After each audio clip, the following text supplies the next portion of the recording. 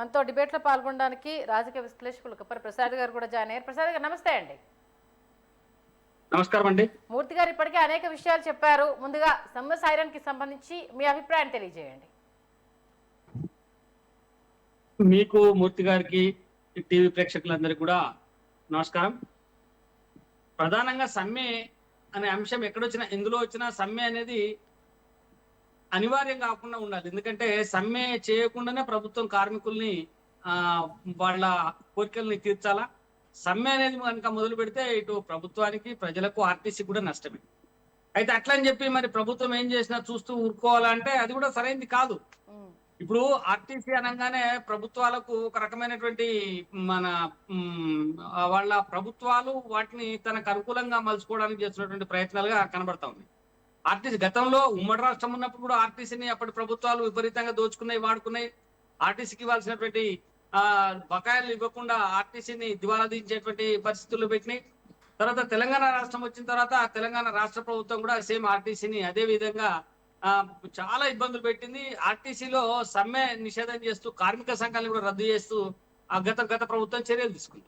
అది చాలా దారుణం. ఎందుకంటే అందరికీ సంఘాలు ఉంటే ఆర్టీసీకి సంఘాలు ఉండొద్దు, సంఘాలు లేకపోతేనే నేను నిధులు ఇస్తా అని చెప్పి గత ప్రభుత్వం బెదిరించి మరి ఆర్టీసీలో సంఘాలు లేకుండా చేసినటువంటి పరిస్థితి మనం గమనించాం. ఇప్పుడు మరి ఒక సంవత్సరం, ఏడాదిన్నర కాలంగా మళ్ళీ ఆర్టీసీకి పునర్జీవం వచ్చింది, లేకపోతే బాగుంటది, ఆర్టీసీ బాగుపడుతుంది, లాభాల్లోకి వస్తుంది అని చెప్పి అందరు చెప్తా ఉన్నారు. కానీ ఇప్పుడు వీళ్ళు చెప్పేటి కూడా కాకి లెక్కలు, కాగితాల మీద లెక్కలే. ఎందుకంటే కొన్ని వేల కోట్ల రూపాయల నష్టాల్లోకి పోయినటువంటి ఆర్టీసీ ఇప్పుడు మళ్ళీ ఏటా 5,000 కోట్ల రూపాయలు రిలీజ్ చేస్తున్నాం, ఉచిత బస్సు పథకాన్ని ప్రవేశపెట్టినాం, ఆర్టీసీని ఆదుకుంటున్నాం అని చెప్పి ప్రభుత్వం చెప్తా ఉన్నాయి.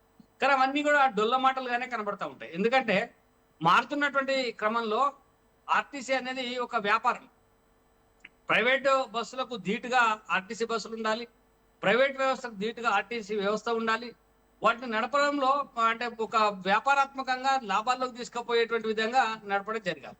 కానీ ఇక్కడ ఏం జరుగుతుంది, ఆర్టీసీ బస్ స్టాండ్లలో ఉండే వ్యాపార వాణిజ్య సముదాయాలకు లీజుకి ఇచ్చేటువంటి విషయంలో కానీ, ఆర్టీసీ స్థలాల లీజు విషయంలో కానీ అన్నిట్లలో రాజకీయ జోక్యాలున్నాయి.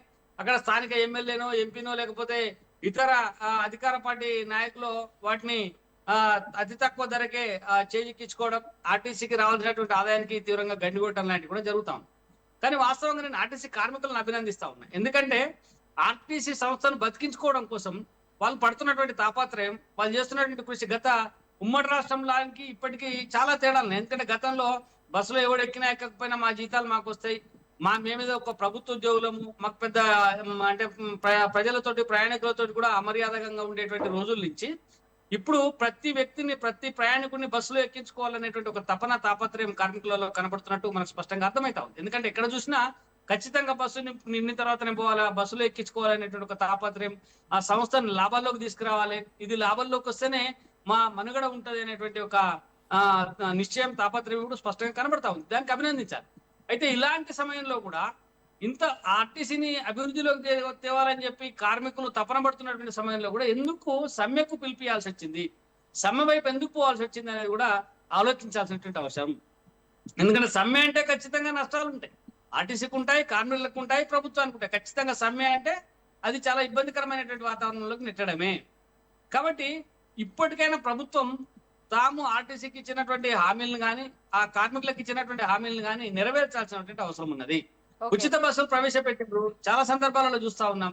ఉచిత బస్సులు ప్రవేశపెట్టిండ్రు, మహిళలు ఎక్కువ అధిక సంఖ్యలో బస్సులు ఎక్కుతున్నారు, కానీ బస్సుల సంఖ్యను పెంచలేదు. ఏం లాభం అండి? ఒక్క బస్సులో 150 నుంచి 130 మంది ప్రయాణికులు ప్రయాణించాల్సి వచ్చినప్పుడు చాలా సందర్భాలలో కండక్టర్ల మీద దాడులు, డ్రైవర్ల మీద దాడులు జరుగుతున్నటువంటి సందర్భం.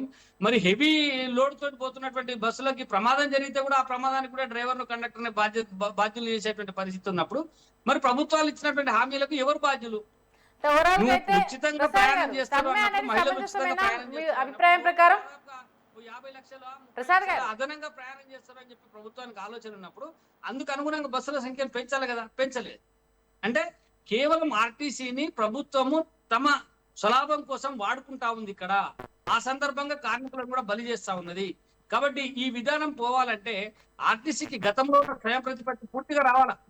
పూర్తిగా ఆర్టీసీ ఒక కార్పొరేషన్ కాబట్టి ఇప్పుడు మొత్తం ఇప్పుడు ఉన్నటువంటి నష్టాలన్నింటినీ భర్తీ చేస్తూ కొంత మళ్ళీ పెట్టుబడిని ఆర్టీసీకి ఇచ్చి దాన్ని పునరుద్ధరించుకోండి, ఇంకపై మీరు నడుపుకోండి అంటే లాభాలు వస్తాయా నష్టాలు వస్తాయా అనేది స్పష్టంగా తేలుతుంది. Okay. ఇప్పుడు ఆర్టీసీ ఇప్పుడు కాదు, ఉమ్మడి ఒక్క రాష్ట్రం సెకండ్, నుంచి మన ఇప్పుడు అశ్వత్థామరెడ్డి గారు రాష్ట్రానికి ఆర్టీసీ మాజీ జేసీ చైర్మన్ గారు మనకి ఫోన్ లైన్ అందుబాటులో ఉన్నారు.